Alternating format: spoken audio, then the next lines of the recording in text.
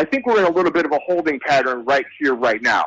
It is still, even after everything I heard when I was in Florida this week from Kyle Shanahan and John Lynch and even Jed York, it is still very hard for me to envision a scenario in which Jimmy Garoppolo is back on the roster, especially at his current cap number. Now, I never say never when it comes to anything in the NFL because I've been doing this for too long and seen too much crazy stuff happen to rule anything out. But I just think it would be really difficult to get him, to bring him back and then have the situation where you are going to be the backup at that price tag.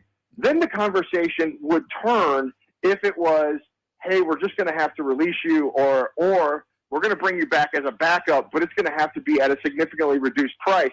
And that would give Jimmy Garoppolo the power for the first real time in this whole scenario to say, okay, what are my options? If his goal is to be a starter this coming season, those options have already dwindled quite a bit, guys. There's not really a lot of options out there. I mean, you can look at Seattle or you can look at Carolina.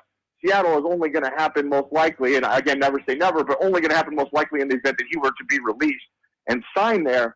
Carolina, from my understanding and from poking around on it this week, I think one of the things that's really holding them back is they have Sam Darnold at a guaranteed price of something like $18 million this year, and so they have a contract that they can't unload, so they're not going to want to necessarily bring Garoppolo in at his current price via a trade. So maybe he could go there and start, but he may end up being in a position where he has to look at the landscape and say, I got to be a backup for this year. What can I do to put myself in a position where I can be a starter for someone next year? And I know he's a lot younger, but maybe follow kind of what Mitchell Trubisky just did, where he went to Buffalo, was in a good system for a year, didn't really play, so nobody knows if he got better, actually. But he was better by the fact that he didn't play in some sense.